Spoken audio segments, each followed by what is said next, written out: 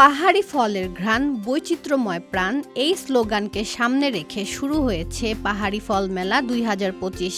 ১ জুলাই থেকে রাজধানীর বেইলি রোডে পার্বত্য কমপ্লেক্সে বসেছে এই রঙিন মেলা। মেলা চলবে ৫ জুলাই পর্যন্ত। প্রতিদিন সকাল ১০টা থেকে রাত ৮টা পর্যন্ত সবার জন্য উন্মুক্ত।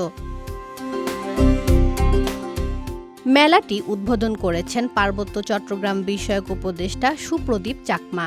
মেলায় অংশ নিয়েছে পার্বত্য ৩ জেলা রাঙামাটি, বান্দরবন ও খাগড়াছড়ি ছাড়াও রাজধানী সহ মোট ৩০টি স্টল। প্রতিটি স্টল যেন পাহাড়ি প্রকৃতির এক একটি খোলা জানালা। পাহাড়ি আমের কিউজাই, কাটিমন, ব্রুনাই কিং সবই যেন আপনাকে ডাকছে স্বাদে ঘ্রাণে। রয়েছে ড্রাগন ফল, লটকন, পাহাড়ি পেঁপে, আনারস, কাঁঠাল, কলা, ডাব সবই খাঁটি অর্গানিক। কোনো রকম রাসায়নিক স্প্রের ছোঁয়া নেই। শুধু ফলই নয়, এখানে রয়েছে পাহাড়ি সবজির রঙিন ভান্ডার। বাঁশকোরল, পাহাড়ি কচু, মিষ্টি কুমড়া, পিছলা কচু আর তারা এক একটি সবজি যেন পাহাড়ি সংস্কৃতির ভাষ্য বহন করছে। এছাড়াও পাওয়া যাচ্ছে হাতে তৈরি মশলা, জঙ্গল থেকে সংগ্রহ করা খাঁটি মধু, জুমের চাষে উৎপাদিত কালো বিন্নি চাল, ফলের আচার আর পাহাড়ি নারীদের তৈরি হ্যান্ডমেড ফেস প্যাক ও তেল।